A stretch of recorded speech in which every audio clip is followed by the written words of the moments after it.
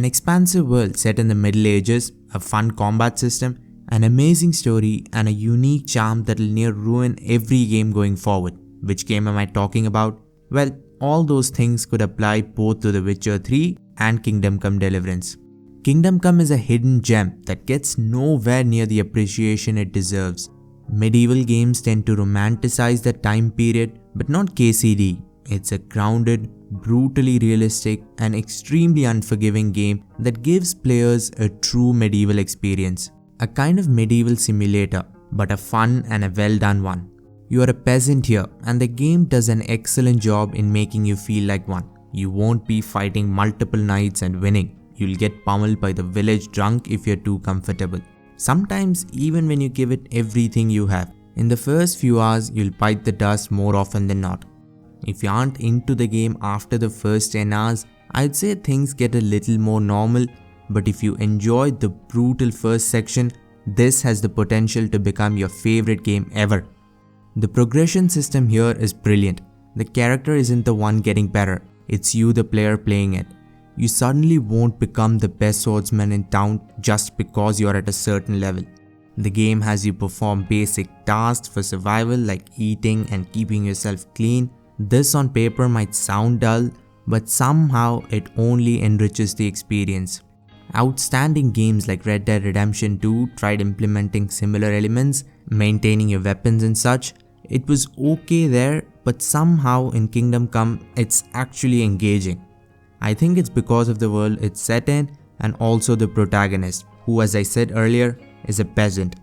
A big problem peasants faced was hunger, and in a game that prides itself on its realism, it makes absolute sense to include survival elements.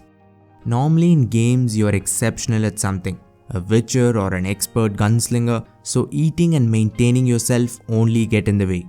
But it suits KCD almost perfectly. The Witcher 3 might seem like the exact opposite of Kingdom Come, with it being a high fantasy with magic and flying dragons, but the books that the games are based on were written trying to avoid classic fantasy tropes. Geralt isn't a normal human being like Henry. He can take out 5 or 15 knights for that matter at once with relative ease. But the world Geralt lives in feels like a real world, with real life problems and complex characters. Very rarely is there a distinction between good or bad. It's always somewhere in between, much like our own world. So the game is very much grounded, especially when you compare it to other high fantasies. Being a Witcher is about preparation, getting to know your enemy before you get into battle, brewing potions and oils and using the right signs and armor, but it doesn't stop there. You're always adapting and forming plans, sometimes on the fly. Witcher 3's combat is realistic in the world it's set in, a world where magic is just another part of life. KCD has the Kingdom of Bohemia in the heart of Europe as its setting. The most interesting thing about the world here is that it doesn't revolve around you. Every person has their own daily routines. They don't exist just to further your story. The game is expansive, and that warrants bugs and glitches, especially when it isn't being made by a big developer. Even though I didn't encounter any groundbreaking issues, many did. So keep that in mind before jumping in. The attention to basic things and the level of detail is what makes the world of Kingdom Come Deliverance so immersive. The world of The Witcher 3 is one of the most ambitious things to feature in a video game. Just the sheer size and scope is impressive, but when you keep in mind how many things are going on at any given moment, it's just out of the world. The map is diverse as well. Snowy mountaintops, swamps, cities, dangerous but beautiful islands. Literally every single thing you can imagine. And it's not just the map that is diverse, it's also the people in it, who act, speak, dress differently from people of other regions. Overall, if you want to experience a medieval game, then Kingdom Come is your best bet.